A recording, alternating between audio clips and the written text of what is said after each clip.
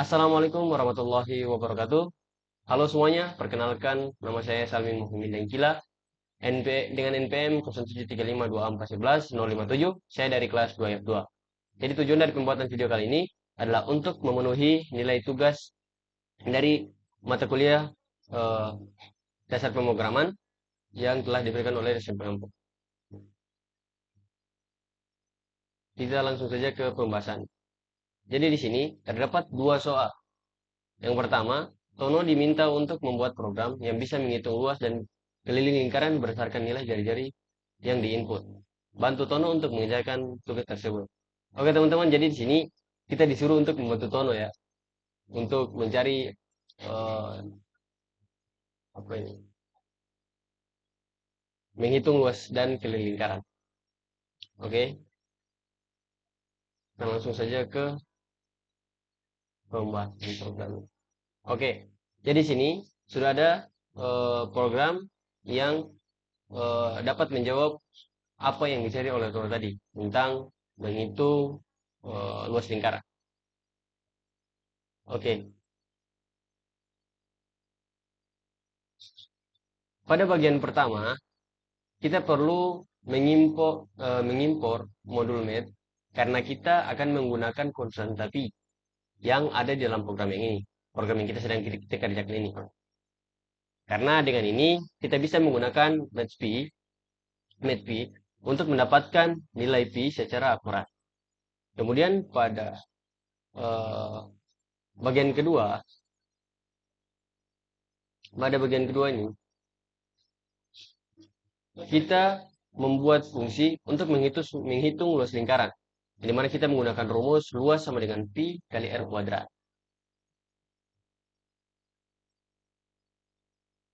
Seperti ini. Nah, pada baris selanjutnya, kita buat fungsi untuk menghitung keliling lingkaran. Di mana untuk menghitung luas lingkaran, kita menggunakan rumus keliling sama dengan 2 kali pi kali r. Nah, kodenya itu seperti ini. Seperti ini.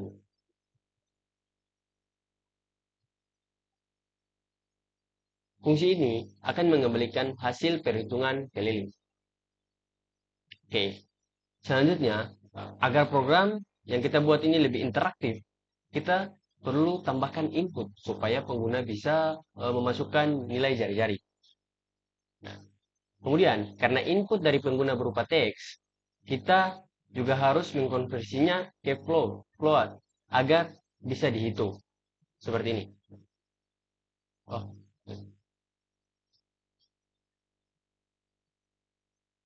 Setelah itu, sekarang kita panggil fungsi yang sudah kita buat tadi, lalu kita tampilkan hasilnya dengan format yang lebih rapih. Seperti ini.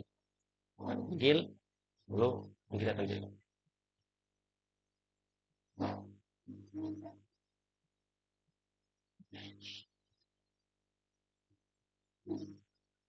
Selanjutnya, saya akan coba untuk running ya teman-teman.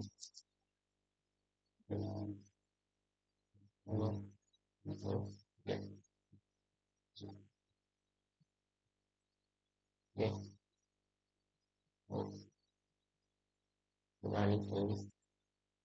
Lalu kita, sorry. Oke, coba running. Di sini saya memakai angka 30. Maka hasilnya akan seperti ini. Oke.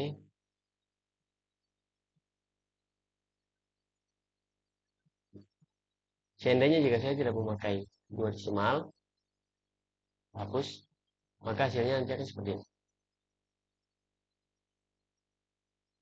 Saya pakai 30 lagi tunggu. Nah, pasti angka di belakang koma kan juga itu tertulis. Jika kita memakai 2 desimal seperti ini, maka hasil di angka di belakang koma tidak akan tertulis. Hanya diambil 2 angka saja. Oke, mungkin itu saja yang dapat saya jelaskan mengenai cara menghitung luas dan keliling lingkaran. Oke, selanjutnya kita masuk ke pembahasan yang kedua. Masuk ke soal yang kedua. Hanya Budi sedang duduk di dalam ruangan dan merasa keinginan. Ketika Budi lihat suhu AC, ternyata AC menggunakan satuan Celcius. Namun Budi tidak mengerti karena Budi terbiasa menggunakan satuan Fahrenheit dan Kelvin di luar negeri. Bantulah Budi untuk membuat program yang bisa mengkonversi nilai suhu yang didapatkan dari Celcius ke Fahrenheit dan Kelvin. Oke, langsung saja mengkonversi. Oke, jadi di sini saya sudah membuat program yang sesuai dengan soal yang kedua tadi. Pertama, kita mulai dengan membuat fungsi untuk mengonversi suhu dari Celcius ke Fahrenheit. Di mana fungsi ini menerima input dalam sebuah Celcius, kemudian suhu dikonversi ke Fahrenheit menggunakan rumus Fahrenheit, kemudian Celcius kali 9/5 ditambah 30. Dan ini fungsi. Kemudian nanti hasilnya akan dikembalikan turun ke pemanggi fungsi. Lanjut, selanjutnya kita membuat fungsi untuk mengonversi Celcius ke Kelvin. Nah, yang mana fungsi ini juga menerima input dalam Celcius, lalu suhu dikonversi ke Kelvin dengan rumus Kelvin sama dengan Celcius plus 273/15. Oke, selanjutnya kita buat fungsi utama yang akan mengelola input dan output dari program yang akan kita buat. Nah, gimana? Programnya sudah kita buat ini. Oke. Gimana? Program meminta pengguna memasukkan suhu dalam Celcius melalui input. Ini teman-teman. Kemudian suhu, kemudian input dikonversi menjadi angka menggunakan float. Lalu suhu dikonversi ke Fahrenheit dan Kelvin dengan memanggil fungsi yang sudah kita buat. Jadi yang ini tadi. Ini masukkan, kemudian yang memanggil fungsi yang kita buat tadi.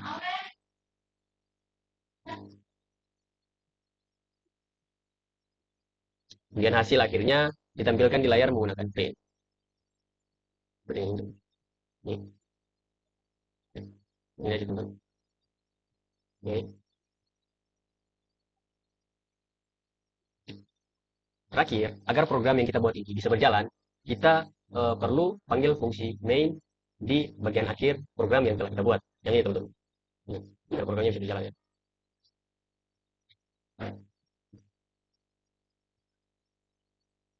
Kemudian kita coba running. Coba running ya.